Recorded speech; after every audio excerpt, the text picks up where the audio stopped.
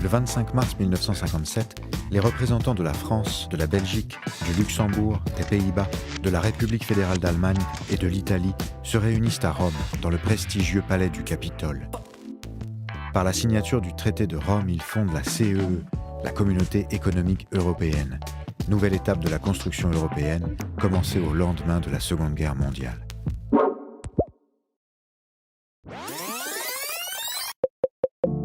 Au lendemain de la Seconde Guerre mondiale, l'Europe est un champ de ruines. Le bilan démographique est dramatique et la situation économique catastrophique. Les pays européens doivent se reconstruire et rebâtir la paix, une paix durable. Le 9 mai 1950, Robert Schuman, ministre français des Affaires étrangères, présente un projet inédit, mettre en commun les ressources minières entre la France et la République fédérale d'Allemagne pour entraîner une solidarité de fait et rendre impensable tout nouveau conflit. C'est ainsi qu'avec le plan Schuman est née l'Europe. Un an plus tard, la CECA, la Communauté européenne du charbon et de l'acier, est créée par le traité de Paris. Elle réunit 6 États membres autour de ces 2 ressources clés, la France, la République fédérale d'Allemagne, la Belgique, le Luxembourg, les Pays-Bas et l'Italie. Hier au centre du monde, l'Europe peine à exister sur la scène internationale, désormais dominée par les États-Unis et l'URSS, dont les relations ne cessent de se dégrader. Dans ce contexte de guerre froide, les pays membres de la CECA décident de renforcer les liens qui les unissent. En 1952, ils envisagent la création d'une communauté européenne de défense, la CED. Mais la perspective d'un réarmement de l'Allemagne suscite de vifs débats en France et le projet est avorté. L'élan européen est temporairement freiné par cet échec. En 1955, les débats reprennent et 2 ans plus tard, le traité de Rome jette les bases d'une nouvelle Europe. Par la signature du traité de Rome, les 6 États membres de la CEE instaurent un marché commun qui simplifie leurs échanges commerciaux et renforce leur coopération économique.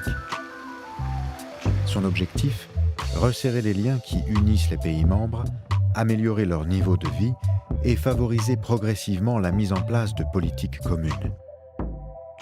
Un deuxième traité est signé à Rome et donne naissance à l'Euratom, un programme qui vise à favoriser la recherche et le développement du nucléaire pour limiter la dépendance aux énergies fossiles. Dans les années qui suivent, la CEE ne cesse de se renforcer et devient progressivement une puissance mondiale. Ses compétences et ses pouvoirs s'élargissent. Agriculture, recherche, écologie, politique sociale, technologie. De nouveaux pays souhaitent bientôt la rejoindre.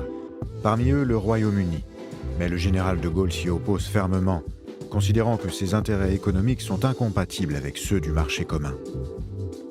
Il faudra attendre quelques années et le départ du général pour qu'il soit admis au sein de la CEE, en même temps que l'Irlande et le Danemark en 1973. En 1981, c'est au tour de la Grèce, puis en 1986, de l'Espagne et du Portugal. Le nombre de pays ne cesse d'augmenter jusqu'à atteindre 28 en 2019.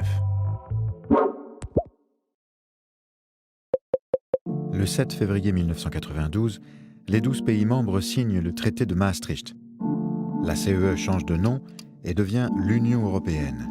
Ce nouvel accord renforce encore davantage la coopération entre les États signataires et prévoit la création d'une citoyenneté et d'une monnaie européenne, l'euro, qui entrera en vigueur en 2002. 3 ans après le traité de Maastricht, en 1995, l'espace Schengen supprime les frontières pour les citoyens européens qui peuvent circuler librement dans les territoires de l'UE. Mais l'Union européenne est bientôt confrontée à une série de crises institutionnelles, financières, migratoires. Les partis eurosceptiques prennent de l'ampleur et en 2020, le Royaume-Uni sort de l'UE. L'Europe de demain, tu la vois comment?